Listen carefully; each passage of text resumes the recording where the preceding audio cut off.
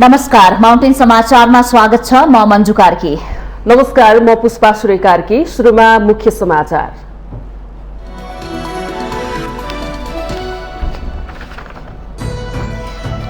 काठमाडौँ उपत्यकामा सार्वजनिक सवारी साधनमा जोर बिजोर प्रणाली आजबाट हट्यो। निजी सवारी र ट्याक्सीमा भने जोर बिजोर प्रणाली कायमै। विद्यालयहरू माघ वसान्तसम्म बन्द।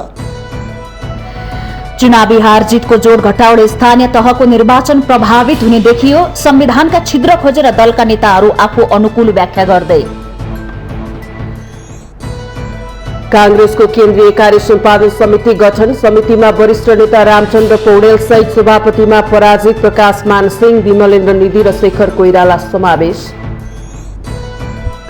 75 लाख धरौटी बुझाउन नसकेर नक्खु कारागारमा रहेका बाराका उमाशंकर रायभरलाई 25,000 रुपियाँ धरौटीमा छाड्न सर्वोच्चको आदेश। धरौटी बुझाएर रायभर आइतबार जेल मुक्त हुने।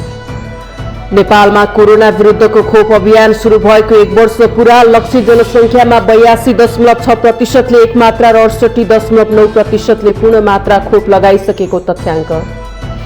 जोर्डनमा सेना र लागू औषध तस्कर 20 गोली हानाहान, 27 जनाको मृत्यु। घटनापछि ठूलो मात्रामा लागू औषध फेला परेको जोर्डन सेनाको दावी। र नेपाल र मोरिसस बीच 2 मध्ये पहिलो मैत्रीपूर्ण फुटबल आज हुँदै। जितका लागि खेल्ने नेपालका कप्तान किरण चेम्जोङको भनाई। खेल प्रतिस्पर्धात्मक हुने मोरिससका प्रशिक्षकको विश्वास।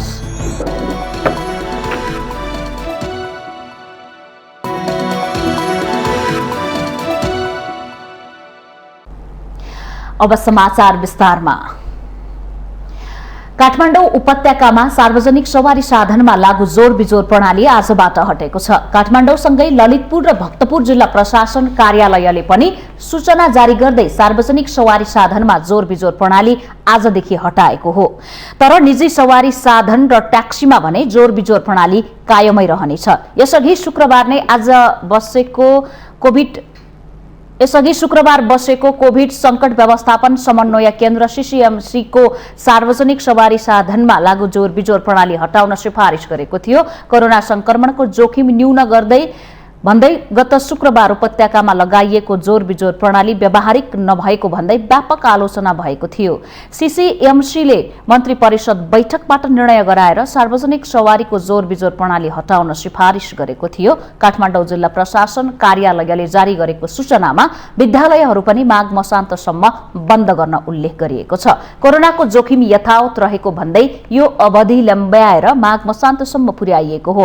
विश्वविद्यालयका परीक्षा भने भौतिक दूरी लगायत स्वास्थ्य सुरक्षा मापदण्ड अपनाएर सञ्चालन गर्न भनिएको छ। तर party palace, dance bar, restaurant, gym र फिल्म हल भने बन्द गर्ने यसअघि नै निर्णय यथावत राखिएको छ।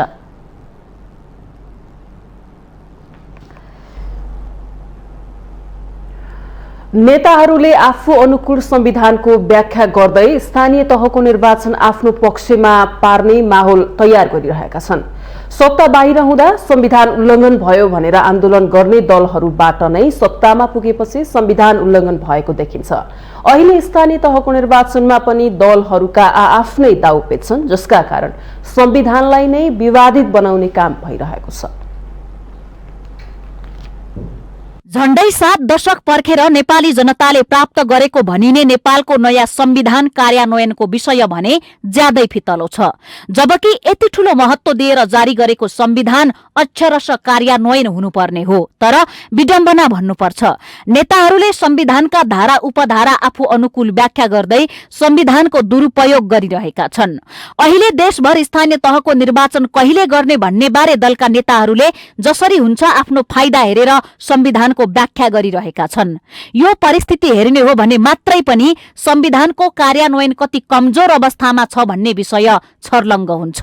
जेठ 5 गते स्थानीय तह रिक्त भएपछि संवैधानिक संकट उत्पन्न हुन्छ भनेर संविधानले नै भनेको छ भन्ने तर्क प्रमुख प्रतिपक्षी दल नेकपा एमाले गरिरहँदा सत्तारूढ गठबन्धनले जसरी हुन्छ निर्वाचन सार्न बल पुग्ने गरी संविधानको व्याख्या गरिरहेको छ। सत्तारूढ दल हुन् वा प्रतिपक्षी सबैले संविधानको जग बसाल्ने गरी काम गर्नुपर्ने हो।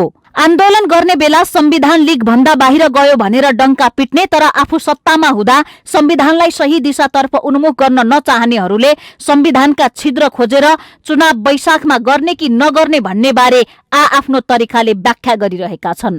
यता निर्वाचन आयोगले प्रस्ताव गरेको मिति हेर्ने हो भने जेठ 5 गतेसम्म स्थानीय तहको निर्वाचन गरिसक्नुपर्ने भनिरहेको छ। निर्वाचन आयोगले पनि पटक पटक संविधानकै धारा उपधारा पल्टाइरहेको छ। नेपालको संविधानले नै स्थानीय तह रिक्त भएपछि अहिले काम गरिरहेका जनप्रतिनिधिहरूले गर्दै आएको काम कसले गर्ने भन्ने बारे केही भनेको छैन, किनकि संविधानले स्थानीय तहलाई रिक्त राख्ने कल्पना समेत गरेको देखिँदैन। विडम्बना के छ भने स्थानीय तहको निर्वाचनलाई लिएर राजनीतिक दलहरू बीच हार जितको दाउपेच शुरू भएको छ। सत्तारूढ गठबन्धनले संवैधानिक व्यवस्थाको हवाला दिएर आगामी वैशाखमा स्थानीय तहको निर्वाचन गराउने तर्क गरिरहँदा प्रमुख प्रतिपक्षी दल नेकपा एमाले जेठ 5 गते स्थानीय तहमा नयाँ जनप्रतिनिधि आउने व्यवस्था गर्न सरकारलाई दबाव दिइरहेको छ। राजनीतिक दलहरूले संविधानको मर्म र कार्यान्वयन भन्दा पनि आफ्नो पार्टीलाई चुनावमा कहिले जाँदा फाइदा हुन्छ संविधानको व्याख्या त्यसरी नै गरिरहेका छन्। आफूले निर्वाचन जितेर सत्ता कब्जा गर्न सकिन्छ कि सकिँदैन भन्ने विश्लेषणको आधारमा दलहरूले स्थानीय तहको निर्वाचन बारे आफ्नो अडान कायम राखेका छन्। यिनै दलहरू आफूले भने जस्तो नहुँदा संविधानलाई हतियार बनाएर अग्रगमन र प्रतिगमनको नारा दिँदै सडकमा तामासा देखाउँछन्। संविधानको कार्यान्वयन गर्ने ठाउँमा पुग्दा संविधानले भने अनुसार जनतालाई कसरी सेवा प्रवाह गर्न सकिन्छ भन्नेमा कसैको पनि ध्यान छैन। संविधानका धारा उपधारामा राम्रो र जनप्रिय भाषा लेख्नु मात्रै ठूलो कुरा होइन, त्यसको कार्यान्वयन गराउनेहरूले सही तरिकाले कार्यान्वयन गराए कि गराएनन् त्यो महत्वपूर्ण विषय हो। हाम्रो नेतृत्व बारम्बार संविधानको सही कार्यान्वयनमा नै चुकिरहेको छ। तत्कालीन केपी ओली नेतृत्वको सरकारले प्रतिनिधि सभा विघटन गरेर प्रतिगमन गर्यो भन्दै सडकमा आन्दोलनमा गएका 5 दलीय गठबन्धनको वर्तमान सरकारमाथि स्थानीय तहको निर्वाचन वैशाखमै गर्न चौतर्फी रूपमा दबाव परेको छ। तर सत्तारूढ गठबन्धनले सकेसम्म चुनाव सार्न कोशिश गरिरहेको स्पष्ट देखिन्छ। निर्वाचन आयोग, प्रमुख प्रतिपक्षी दल, नागरिक समाज र स्थानीय तहका नेताहरूको खबरदारीका बावजुद संविधानका छिद्र खोज्दै वर्तमान सरकारले स्थानीय तहको निर्वाचन सारेर आफ्नो कार्यकाल लम्ब्याउन खोज्यो भने हिजो लगाएको अग्रगमनको नाराले पनि वर्तमान गठबन्धनलाई गिज्याउनेछ। त्यसैले नेपालको नयाँ संविधान 2072ले के भनेको छ त्यस अनुसार सरकारले समयमै निर्वाचन गराउनु नै बुद्धिमानी हुनेछ। यदि राज्य सत्ता सञ्चालनमा रहेकाहरूको प्राथमिकतामा जनताका दुःख कष्ट र आवश्यकता नपरेर केवल निर्वाचन र सत्तामा जाने जोड घटाउ मात्रै पर्ने हो भने यसले देशलाई थप समस्याको भुमरीमा धकेल्ने बाहेक केही गर्दैन। यसरी गरिने चुनावको अर्थ पनि छैन। नेताहरूले सत्ताको बाँडफाँड भन्दा माथि उठेर देशको स्वार्थ अनुसार काम गर्न जरुरी छ। यो नै नेपालको नयाँ संविधानको मर्म पनि हो। संविधानका प्रावधान र न्यायालयको फैसला समेत नमान्ने नेताहरू सिङ्गो व्यवस्थाका लागि नै बाधक हुन्। यस विषयको एक्का राख्ने कि माउन्टेन टेलिभिजन एसडी राजनीतिक ब्युरो। नेपाली कांग्रेसले 37 सदस्यीय केन्द्रीय कार्य सम्पादन समिति गठन गरेको छ। शुक्रबार भर्चुअल रूपमा बसेको नेपाली कांग्रेस केन्द्रीय कार्य समितिको बैठकले 37 सदस्यीय केन्द्रीय कार्य सम्पादन समिति गठन गरेको हो। कार्य सम्पादन समितिमा कांग्रेसका पदाधिकारीहरू सभापति शेरबहादुर देउबा, उपसभापति पूर्णबहादुर खड्का र धनराज गुरुङ, महामन्त्री गगन कुमार थापा र विश्वप्रकाश शर्मा, सहमहामन्त्रीहरू फर्मुल्लाह मन्सुर, उमाकान्त चौधरी, महालक्ष्मी उपाध्याय, भीष्मराज आङदम्बे, महेन्द्र यादव, किशोर सिंह राठौर, बद्री पाण्डे र जीवन परियार रहनु भएको छ। त्यसैगरी केन्द्रीय कार्य सम्पादन समितिमा केन्द्रीय सदस्यहरू रामचन्द्र पौडेल, गोपालमान श्रेष्ठ, प्रकाशमान सिंह, विमलेन्द्र निधि, विजय कुमार गच्छदार र कृष्ण प्रसाद सिटौला, डाक्टर शशाङ्क कोइराला, चित्रलेखा यादवलाई पनि राखिएको छ। त्यस्तै डाक्टर रामशरण महत, अर्जुन नरसिंह केसी, डाक्टर प्रकाश शरण महत, सुनिल बहादुर थापा, डाक्टर शेखर कोइराला, बलबहादुर केसी, बालकृष्ण खाँड, ज्ञानेन्द्र बहादुर कार्की, उमा रेग्मी र रमेश रिजाललाई पनि समेटिएको छ। अन्य सदस्यहरूमा डाक्टर नारायण खड्का, जीप छिरिङ लामा, सुजाता कोइराला, एनपी साउद, जीवन बहादुर शाही र आनन्द प्रसाद ढुङ्गाना रहेको नेपाली कांग्रेसले जनाएको छ। बैठकपछि सञ्चारकर्मीसँग कुरा गर्दै नेपाली कांग्रेसका महामन्त्री गगन कुमार थापाले आगामी हप्ता कांग्रेस कार्य सम्पादन समितिको बैठक बसी राष्ट्रिय राजनीति, निर्वाचनको विषय र पार्टीको आन्तरिक विषयहरूमाथि छलफल हुने बताउनुभयो। नियमको कारणले गर्दा हामी ठूलो संख्यामा जम्मा हुन नसक्ने भएकोले भर्चुअल माध्यमबाट केन्द्रीय कार्य समितिको बैठक राखेर कार्य सम्पादन समितिको नाम अनुमोदन गर्नुपर्ने बाध्यताको बीचबाट बैठक सम्पन्न गर्यौं र यस पछाडि अब हामी यो आउँदो हप्ता सम्भवतः मंगलबार या बुधबार हामी केन्द्रीय कार्य सम्पादन समितिको पहिलो बैठक बस्छौं र त्यो पहिलो बैठकबाट अहिले राष्ट्रिय राजनीतिका केही महत्त्वपूर्ण विषयहरू, निर्वाचनसँग सम्बन्धित विषयहरू, त्यसै गरिकन अन्य राष्ट्रिय राजनीतिका केही विषयहरूको बारेमा छलफल गर्छौं। केन्द्रीय कार्य सम्पादन समितिको आगामी बैठकले सरकार सञ्चालनको सम्बन्धमा पार्टीको तर्फबाट सुझावहरू दिने महामन्त्री थापाले बताउनुभयो।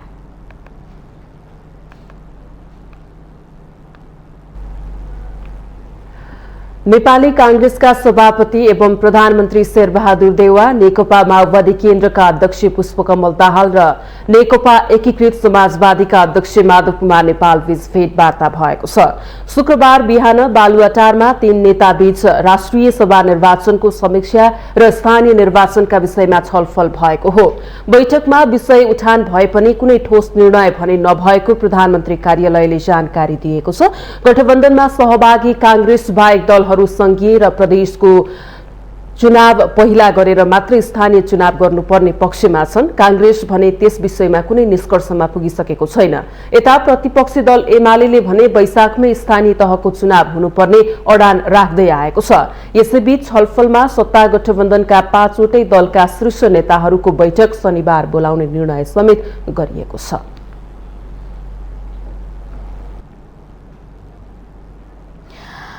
गृहमन्त्री बालकृष्ण खाँडले विपदको क्षेत्रमा अझै सचेत र सजग प्रति केन्द्रित भएर लाग्न नसकेको स्वीकार गर्नुभएको छ। शुक्रबार गृह मन्त्रालयमा बसेको राष्ट्रिय विपद जोखिम न्यूनीकरण तथा व्यवस्थापन प्राधिकरणको कार्यकारी समितिको बैठकमा मन्त्री खाँडले यस्तो स्वीकार गर्नुभएको हो।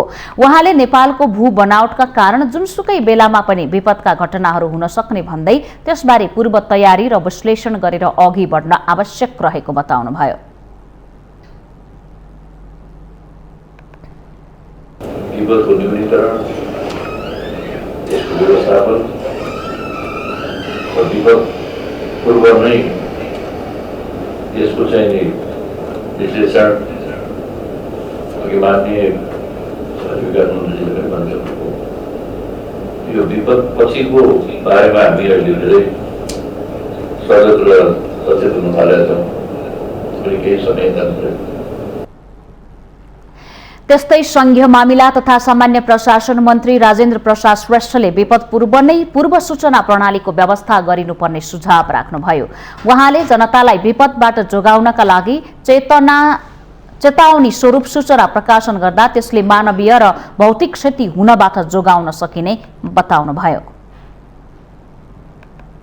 पूर्व सूचना प्रणालीको सन्दर्भमा पनि मुख्य सचिवले र अरू साथीहरूले पनि भन्नुभएको छ।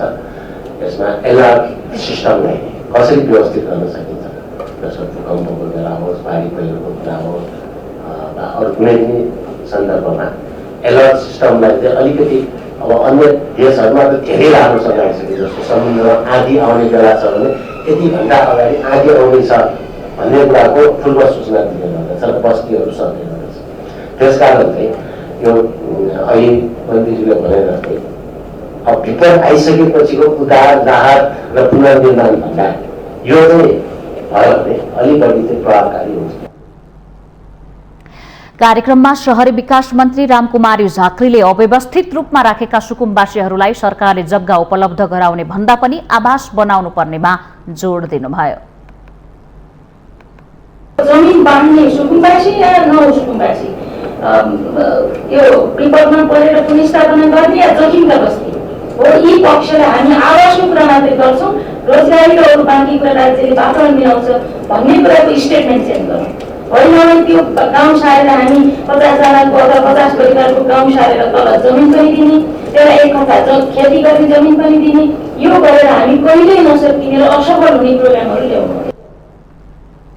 मन्त्री झाँक्रीले जोखिममा परेकाहरूलाई जग्गा किनेर उपलब्ध गराउन सक्ने स्थितिमा नरहेको भन्दै विपदमा परेका वा जोखिमका बस्तीलाई जग्गा छोडेर आवास उपलब्ध गराउने तर्फ लाग्नुपर्ने बताउनुभयो।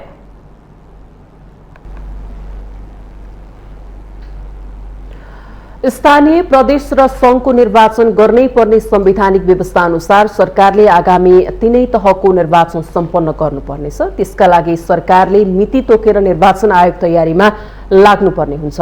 तर सरकारको ढिलासुस्ती र परिपक्व निर्णय लिन नसक्दा अब वैशाख महिनामै चुनाव गर्न आयोगलाई कठिन पर्ने देखिन्छ। आगामी वर्षलाई निर्वाचनको वर्षको रूपमा हेरिएको छ। यसैलाई मध्यनजर गरेर निर्वाचन आयोगले सरकारलाई वैशाख महिनामा नै स्थानीय तहको चुनाव गर्नका लागि सरकारसँग मागको पहिलो साता नै समय मागेको थियो। तर सरकारले अझै पनि मिति तोक्न सकेको छैन। चुनावको तयारी गर्नका लागि कम्तीमा 120 दिन चाहिने हुँदा अब वैशाख महिनाभित्रै स्थानीय तहको चुनाव गर्नका लागि मुस्किल पर्ने देखिन्छ। संविधानको धारा 225मा स्थानीय तहका व्यवस्थापिका गाउँ र नगरसभा सम्बन्धी व्यवस्था छ। यसमा गाउँसभा र नगरसभाको कार्यकाल निर्वाचन भएको मितिले 5 वर्षको हुनेछ। त्यस्तो कार्यकाल समाप्त भएको 6 महिनाभित्र अर्को गाउँसभा र नगरसभाको निर्वाचन सम्पन्न गर्नुपर्ने उल्लेख छ। तर यसमा गठबन्धनमा आबद्ध दलहरू स्थानीय तहको चुनावबारे अझै एकमत हुन सकेका छैनन्। संविधान नमान्ने मान्छेहरूको तुलना गरेर हुन्छ, कानुन नमान्ने मान्छेहरूको तुलना गरेर हुन्छ हैन। संविधान अनुसार हो भने कार्यावधि पुगेको दिनदेखि चाहिँ तपाईँको चाहिँ निर्वाचनको प्रक्रिया सुरु हुन्छ हैन। कानुन अनुसार के हुन्छ त भन्दाखेरि चाहिँ तपाईँको निर्वाचनको कार्यावधि पुगेको 2 महिनाभन्दा अगाडि चाहिँ चैत्र 5 गतेभित्र निर्वाचन गरिसक्नुपर्छ, 2 महिना अगाडि निर्वाचन गरिसक्नुपर्छ भनेर भनेको छ। चैत्र 5 गतेभन्दा अगाडि प्रस्ताव गर्नुपर्ने चाहिँ छ हैन। अनि प्रस्ताव राखेको छ वैशाखमा चाहिँ कानुन अनुसार हो कि संविधान अनुसार हो त? कुन अनुसार प्रस्ताव राखेको त वैशाखमा? वैशाखमा स्थानीय तहको पदावधि सकिँदैछ। झट्ट हेर्दा संविधान र ऐनमा फरक व्यवस्था पनि छ। तर निर्वाचन आयोगलाई चुनाव गर्न जति चासो छ सरकारलाई त्यति देखिन्न। बरु सत्ता गठबन्धनले कानुन मिलाउन भन्दै निर्वाचन पछाडि धकेल्ने तारतम्य मिलाइरहेको छ। संविधान बाहेक स्थानीय तह निर्वाचन ऐन 2073मा पनि निर्वाचन मितिका बारेमा व्यवस्था भएको कानुनका जानकारहरू बताउँछन्। संविधानले जे निर्धारण गरेको छ त्यो स्वचालित हुन्छ र सरकारले र निर्वाचन आयोगले संविधानका संवैधानिक प्रावधानहरूलाई स्वचालित बनाउनका लागि सहयोग मात्रै गर्ने हो, त्यसलाई क्रियाशील बनाउनका लागि। हाम्रोमा विधिको शासन छ, लिखित संविधान छ र तीनै तहका निर्वाचनहरूको आवधिक निर्वाचन जुन हुन्छ त्यो 5 वर्षको पदावधि तोकिएको छ। यसमा लामो व्याख्याको जरुरी नै छैन। प्रमुख प्रतिपक्षी दल नेकपा एमालेलाई जति छिटो चुनाव चाहिएको छ, सत्ता गठबन्धनलाई भने चुनाव सारेर आफ्नो सरकार टिकाइराख्ने मनस्थितिमा देखिन्छ। निर्वाचन सार्दा अब्जस नलागोस् भन्नेमा मात्रै उसको ध्यान केन्द्रित भएको देखिन्छ। तसर्थ राजनीतिक दलहरूलाई संविधान र कानुनी अप्ठ्यारोलाई देखाएर चुनावलाई आफ्नो स्वार्थ अनुकूल त बनाउन सक्लान्, तर यसले दीर्घकालीन रूपमा लोकतन्त्र र सुशासनलाई भने कमजोर बनाउने निश्चित छ। माउन्टेन टेलिभिजन एचडीका लागि बटुक राजगिरीको रिपोर्ट। सर्वोच्च अदालतले बाराका उमा शंकर रायभरलाई 25,000 रुपियाँ धरौटीमा छाड्न आदेश दिएको छ। पाटन उच्च अदालतले गत वर्षको फागुन 19 गते 75 लाख धरौटी मागेपछि बुझाउन नसकेर नक्खु कारागारमा रहेका रायभरलाई 25,000 धरौटीमा छाड्न सर्वोच्चले शुक्रबार आदेश दिएको हो। सर्वोच्चका न्यायाधीश द्वय विश्वम्बर प्रसाद श्रेष्ठ र सपना प्रधान मल्लको इजलासले उक्त आदेश दिएको हो। सर्लाहीका सरोज कुमार मिश्रले जागिर लगाइदिने प्रलोभनमा उमा शंकरको नागरिकता लिई हस्ताक्षर र ल्याप्चे समेत दुरुपयोग गरेर विभिन्न कम्पनी खोलेका थिए। ती कम्पनीहरूबाट करिब 1 अर्ब 4 करोड रुपियाँ राजस्व ठगी गरेको भन्दै मिश्र सहित 17 जना विरुद्ध उच्च अदालत पाटनमा मुद्दा चलाइएको थियो। त्यसमध्ये रायभरमाथि 28 करोड रुपियाँ ठगी गरेको अभियोग थियो। सर्वोच्च अदालतले कसुरमा रायभरको भूमिका, त्यहाँबाट लाभ नलिएको अवस्था र पारिवारिक स्थितिलाई समेत विचार गरी 25,000 रुपियाँ धरौटी माग्ने आदेश गरेको हो। रायभरका काका रूप नारायण रायभरले आइतबार धरौटी जम्मा गरेपछि उमाशंकर जेल मुक्त हुने बताइएको छ। सर्वोच्च अदालतमा रायभरको पक्षबाट अधिवक्ता राधिका खतिवडा, टीकाराम भट्टराई, सुनिल पोखरेल, जनार्दन बन्जाडे र अञ्जना अर्याल रिजालले निशुल्क बहस गर्नुभएको थियो। रायवरलाई उच्च अदालत पाटनका न्यायाधीश द्वय अच्युत विष्ट र दिपेन्द्र बहादुर बमको इजलासले 75 लाख नगद धरौटी वा सो बराबरको जेठा जमानत वा बैंक जमानतले तारिखमा राख्नु भन्ने आदेश गरेको थियो।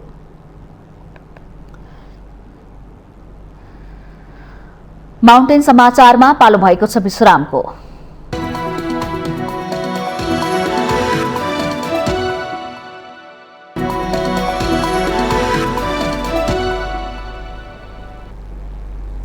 विश्रामपछि स्वागत छ। अब बाँकी समाचार। अघिल्लो चुनावमा जनताले विश्वास गरेर सरकार सञ्चालनको म्यान्डेट दिएको संसदको ठूलो दल नेकपा एमाले अहिले भूमिकाविहीन छ। 74 सालको बलियो शक्ति फुटेर 3 धारमा विभाजित मध्ये 2 धार अहिले गठबन्धनको सरकारमा सामेल छन्। आन्तरिक शक्ति सन्तुलनमा विवाद र शक्तिशाली गठबन्धनको सामना गरिरहेको एमालेका लागि अबको निर्वाचन निकै चुनौतीपूर्ण देखिन्छ। 2074 को निर्वाचनमा जनविश्वास जितेर संसदको ठूलो पार्टी बनेको तत्कालीन नेकपा अहिले 3 टुक्रामा विभाजित भएको छ। नेकपा माओवादी केन्द्रसँग चुनावी गठबन्धन गरेर पछि पार्टी एकता नै गरेको नेकपा एमालेले संयुक्त पार्टी नेकपाको रूपमा 3.5 वर्ष सरकार चलायो। पार्टी एकता गरेको माओवादी केन्द्र र एमालेकै बलियो मानिने माधव नेपाल पक्ष अहिले छुट्टिसकेको छ। विभाजनपछि एमालेले 10औं महाधिवेशन पनि सम्पन्न गर्यो। पार्टी विभाजनको प्रक्रियामा एमालेलाई साथ दिएका नेताहरूको जिम्मेवारी बाँडफाँड निकै सकसपूर्ण देखियो। पूर्व माओवादीका तथा माधव नेपाल पक्षका केही प्रभावशाली नेताहरूले एमालेमै रहने निर्णय गरे। ओलीलाई लामो समयदेखि साथ दिँदै आइरहेका नेताहरू समेत जिम्मेवारी बाँडफाँडको चपेटामा परे। महाधिवेशन पश्चात नेताहरूले जति बचाउ गर्न खोजे पनि एमालेसँग अघिल्लो निर्वाचनको जति शक्ति अहिले छैन। आन्तरिक रूपमै केही प्रभावशाली नेताहरू नेतृत्वसँग रुष्ट छन्। त्यसैगरी एमालेलाई टाउको दुखाउने अर्को पक्ष बनेको छ हाल सत्ताको नेतृत्व गरिरहेको गठबन्धन। अघिल्लो चुनावमा एमालेलाई झण्डै 2/3 मत दिलाउन एकीकृत रूपमा प्रस्तुत भएका प्रचण्ड र माधव नेपाल अहिले एमाले विरोधी गठबन्धनमा छन्। एमालेलाई गठबन्धनको असर कति गम्भीर पर्न सक्छ भर्खरै सम्पन्न राष्ट्रिय सभा निर्वाचनले स्पष्ट देखाइदिएको छ। एमाले पहिले पनि एक्लै बहुमत ल्याउने थिएन, नेकपा त्यो नबनाएको भए अब अहिले पनि एउटै पार्टीको बहुमत आउँछ भन्ने त कुरै आउँदैन। धेरै कमजोर भइसक्यो नि। अब अहिलेको तपाईँले हरेक ठाउँमा चाहिँ अब गाह्रो भयो उसलाई। सबै एकजुट भएर चाहिँ एक ठाउँमा बसिरहेका छन्। खालि एउटा 2 नम्बर क्षेत्रमा त्यही महन्त ठाकुरजीहरूको होइन त्यो उहाँहरूसँग चाहिँ साँठगाँठ गरे जस्तो लाग्छ। त्यहाँ त जितेन क्यार। अघिल्लो चुनावी परिणामका अनुसार अझै पनि नेकपा एमाले संसदको दुवै सदनको ठूलो पार्टी हो। अघिल्लो चुनावमा जनताको म्यान्डेट अनुसार एमालेले 5 वर्ष सरकार चलाउन सकेन। एमाले अध्यक्ष केपी शर्मा ओली प्रधानमन्त्री रहँदा 2 पटक प्रतिनिधि सभा संसद विघटन गर्दा जनताले दिएको अभिमतमा पश्चाताप गर्नु पर्यो। राजनीतिक खिचातानीले संघदेखि प्रदेश सरकारमा एमालेको नेतृत्व शून्यमा झर्यो। एमाले भित्र नै पूर्व माधव पक्ष र पूर्व माओवादी पक्षले एक अर्काको अस्तित्व स्वीकार गर्न नसक्दा एमाले झन कमजोर बनिरहेको विश्लेषण भइरहेको छ। त्यसमाथि पछिल्लो समय एमालेमा चुपचाप बसिरहेका पूर्व माओवादी रामबहादुर थापा, टोपबहादुर रायमाझी, लेखराज भट्ट, प्रभु शाह लगायतका नेताहरूले आफ्नो जिम्मेवारी र मर्यादा क्रमलाई लिएर असन्तुष्ट बनिरहेका छन्। पछिल्ला घटनाक्रमहरूले सरकार र पार्टी सञ्चालनमै एमाले कमजोर देखिएको अवस्थामा जनतामा गएर विजयी हुने आधार निकै कम रहेको देखिएको छ। वास्तवमा यथार्थमा अब 2/3 बहुमत भनेर भन्दा अतिरञ्जित होला, तर यथार्थमा भन्ने हो भनेदेखि चाहिँ फेरि पनि चुनाव हुँदाखेरि चाहिँ नेकपा एमालेको बहुमत कथम भएन भने पनि नेकपा एमाले आउने सबै चुनावमा, स्थानीय तहको चुनाव, प्रदेशको चुनाव, सङ्घीय चुनावमा यो देशको सबभन्दा ठुलो पार्टी हुने कुरा सुनिश्चित छ। त्यो सुनिश्चितता त्यो जनआधार सकिएको छैन, बिग्रेको छैन।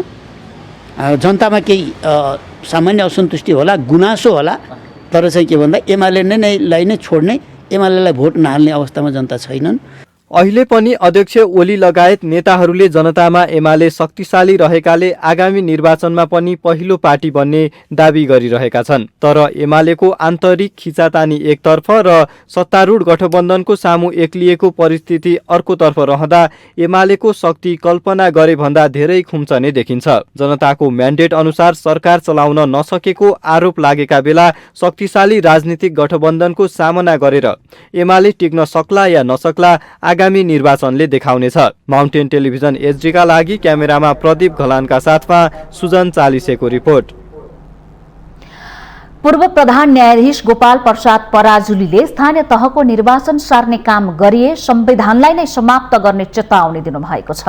पूर्व प्रधान न्यायाधीश पराजुलीले स्थानीय तहको निर्वाचन सार्नु भनेको सत्तारूढ गठबन्धनलाई समेत प्रत्युत्पादक हुने बताउनुभयो। न्यूज एजेन्सी नेपालसँग संक्षिप्त कुरा गर्दै उहाँले स्थानीय तहको निर्वाचन सारिए विधिको शासन समाप्त हुने, संविधानको सिद्धान्त समाप्त हुने र अन्ततः डेमोक्रेटिक सिस्टम नै नरहने अवस्था आउने पनि बताउनु भएको छ।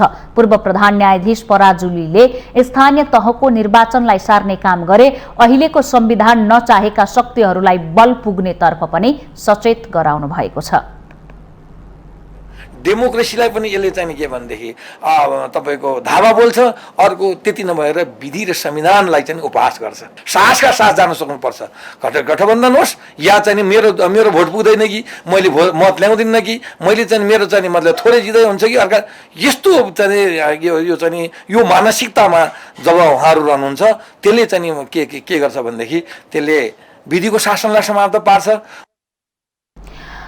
पराजुलीले स्तब्ध भएर बसेको न्यायालयलाई सुचारू गराउन उच्च स्तरीय आयोग गठन गर्नुपर्ने माग समेत गर्नुभयो। उहाँले आयोगले अनुसन्धान गरेर जाँचबुझ गरेर मात्रै न्यायालयलाई अगाडि बढाउन सक्ने तर्क गर्नुभएको छ। भनिसक्दा विभिन्न इन्क्वायरी गर्न सकिन्छ, त्यसको बारेमा चाहिँ जाँचबुझ गर्न सकिन्छ, त्यस बारेमा विज्ञहरूले चाहिँ के भनेदेखि राखेर होइन हाई लेभलको चाहिँ के भन्छ अब आगामी दिनमा जुडिसियरी कसरी चलाउने, कहाँबाट जुडिसियरी त्रुटि भएर यस्तो अवस्थामा पुग्यो भनेर सोच्ने, त्यसको बारेमा एउटा रिपोर्ट सङ्कलन गर्ने, त्यसको बारेमा नेपाली जनताको विज्ञहरूको संविधानविदहरूको राय लिएर त्यो राय दिने। पूर्व प्रधान न्यायाधीश पराजुलीले जनताद्वारा अनुमोदित हुने डेमोक्रेटिक प्रणाली अवलम्बन गरेकाले राजनैतिक दलहरूले निर्वाचनलाई पछाडि सार्ने काम गर्न नमिल्ने पटक पटक दोहोर्याउनुभयो।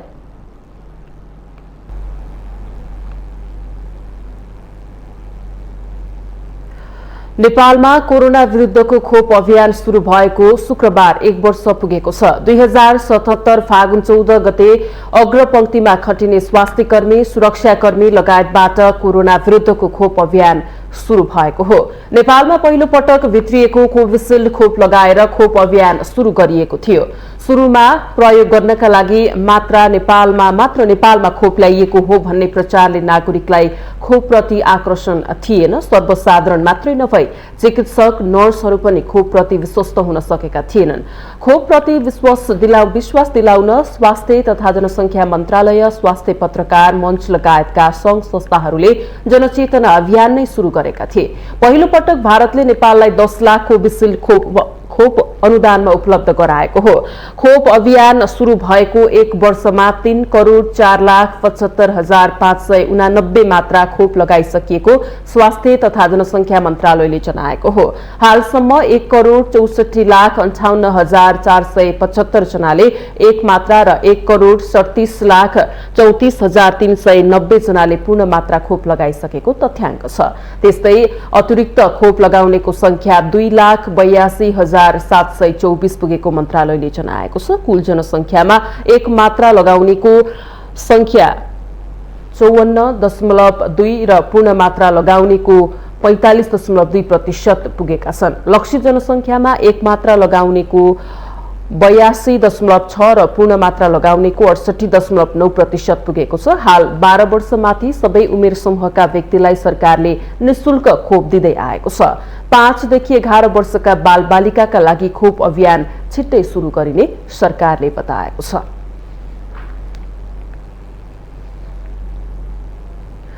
माउन्टेन समाचारमा पालो भएको छ विश्रामको।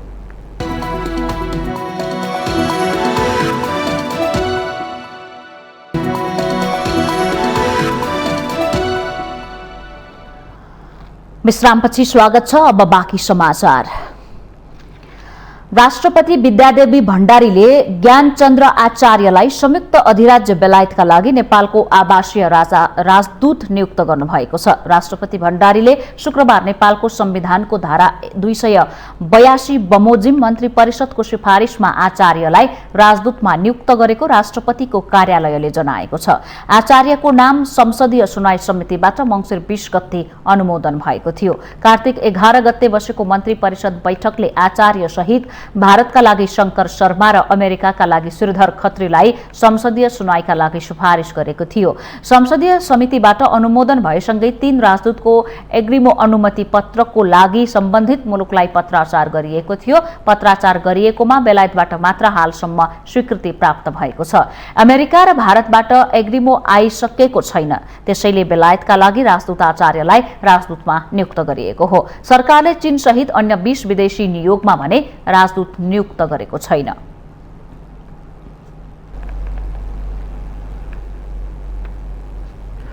संसदीय सुनवाई समितिले संसदीय सुनवाई सम्बन्धी पुस्तिका नै प्रकाशित गर्ने भएको छ।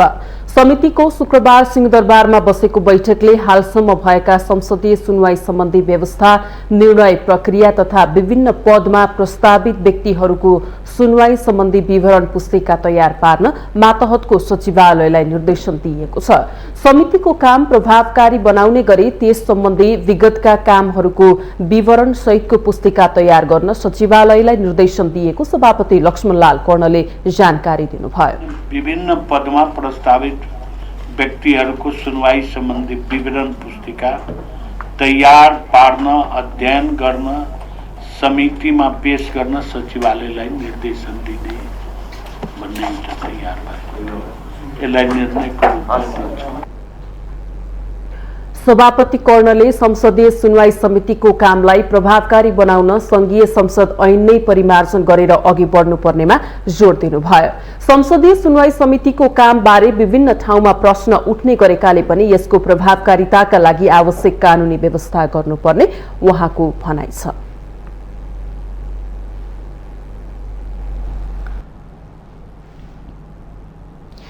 नेपाल रेलवे कम्पनीका कर्मचारीहरूले जनकपुर कार्यालयमा तालाबन्दी गरेका छन्। रेलवे कम्पनी जनकपुरले ज्यालादारीमा काम गर्ने कर्मचारीलाई बिना कारण हटाएर नयाँ कर्मचारी नियुक्त गरेको भन्दै शुक्रबार रेलवे कम्पनीको कार्यालयमा तालाबन्दी गरेका हुन्। जनकपुर कार्यालयले केही दिन अगाडि ज्यालादारीमा काम गर्ने 151 जना कर्मचारीलाई हटाएर नयाँ कर्मचारी राखेको थियो। रेलवे कर्मचारी संघर्ष समितिका संयोजक मञ्जय गोइतले सहायक स्टेशन मास्टर पदमा 2058 सालदेखि नै कार्यरत रहेको अहिले आएर बिना कारण आफूलाई हटाएको विरोधमा कार्यालयमा तालाबन्दी गरेको बताउनुभयो।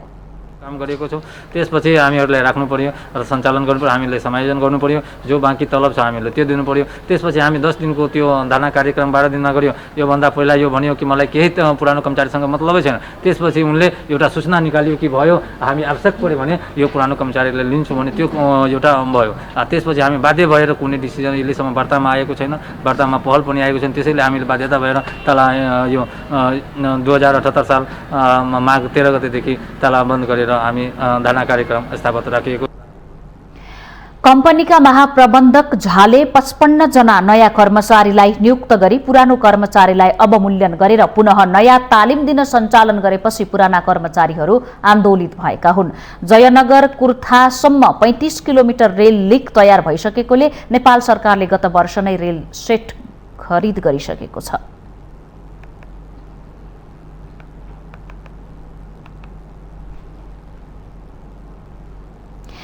हामीसँग आर्थिक, अन्तर्राष्ट्रिय र खेल समाचार बाँकी नै छन्। माउन्टेन समाचारमा पालो भएको छ विश्रामको।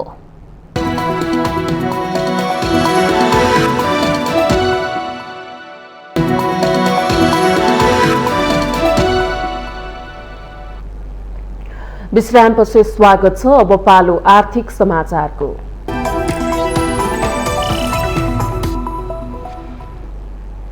यो साता शेयर बजार मापक निफ्टी परिसूचकमा 151.61 अङ्कले गिरावट आएको छ। साताको अन्तिम कारोबारको दिन बिहिबार परिसूचक बढेर 2931.59 बिन्दुमा पुगेर रोकिएपछि समग्रमा 151.61 अङ्कले गिरावट आएको हो। लगातार 4 दिन बजार ओह्रालो लागेको शेयर कारोबार 5 दिन भने 73.59 अङ्कले बढेको हो। यो साताको 5 दिनको कारोबारमा नेप्से परिसूचक 151.61 अङ्कले घटेर 2779.98 बिन्दुमा झरेको छ। पहिलो 3 साता लगातार बढेको नेप्से परिसूचक यो साता भने भारी अङ्कले ओह्रालो लागेको छ। साताको पहिलो दिन आइतबार 10.83 अङ्कले तथा दोस्रो दिन सोमबार 100 अङ्कको हाराहारीमा नेप्से परिसूचकमा गिरावट आयो। उक्त दिन 79.86 अङ्कले गिरावट आएर 2820.65 बिन्दुमा झरेको थियो। सोमबार आएका 228 कम्पनीको 1,70,63,000 किता शेयर 8,88,85,00,000 रुपैयाँ बराबरको कारोबार भएको थियो। यसैगरी मंगलबार नेप्से परिसूचक 5.59 अङ्क घटेर 2815.06 बिन्दुमा झरेको थियो। बुधबार 233 कम्पनीको 93,58,700 किता शेयर 4,31,31,54,042 रुपैयाँ बराबरको खरिद बिक्री भएको थियो। यो साता नेप्से परिसूचक सँगै लगानीकर्ताको सम्पत्तिमा पनि गिरावट आएको छ। गत साता 1,05,41,00,00,000 रुपैयाँले बढेको लगानीकर्ताको सम्पत्ति यो साता भने 2,13,90,00,000 रुपैयाँले गिरावट आएको छ।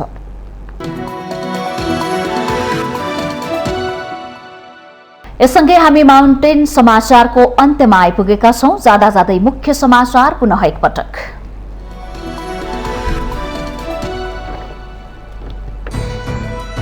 काठमाडौँ उपत्यकामा सार्वजनिक सवारी साधनमा जोर बिजोर प्रणाली आजबाट हट्यो। निजी सवारी र ट्याक्सीमा भने जोर बिजोर प्रणाली कायमै। विद्यालयहरू माघ मसान्तसम्म बन्द। चुनावी हार जितको जोड घटाउन स्थानीय तहको निर्वाचन प्रभावित हुने देखियो। संविधानका छिद्र खोजेर दलका नेताहरू आफू अनुकूल व्याख्या गर्दै। कांग्रेसको केन्द्रीय कार्य सम्पादन समिति गठन। समितिमा वरिष्ठ नेता रामचन्द्र पौडेल सहित सभापतिमा पराजित प्रकाश मानसिंह, विमलेन्द्र निधि र शेखर कोइराला समावेश। 75 लाख धरौटी बुझाउन नसकेर नक्खु कारागारमा रहेका बाराका उमाशंकर राईभरलाई 25,000 रुपैयाँ धरौटीमा छाड्न सर्वोच्चको आदेश। धरौटी बुझाएर राईभर आइतबार जेलमुक्त हुने। नेपालमा कोरोना विरुद्धको खोप अभियान शुरू भएको 1 वर्ष पूरा। लक्षित जनसंख्यामा 82.6%ले एक मात्रा र 68.9%ले पूर्ण मात्रामा खोप लगाएको तथ्याङ्क। जोर्डनमा सेना र लागु औषध तस्कर बीच गोली हानाहान। 27 जनाको मृत्यु। घटनापछि ठूलो मात्रामा लागु औषध फेला पारेको जोर्डन सेनाको दावी। र नेपाल र मरिसस बीच 2 मध्ये पहिलो मैत्रीपूर्ण फुटबल आज हुँदै। जितका लागि खेल्ने नेपालका कप्तान किरण चेम्जोङको भनाई, खेल प्रतिस्पर्धात्मक हुने मरिससका प्रशिक्षकको विश्वास।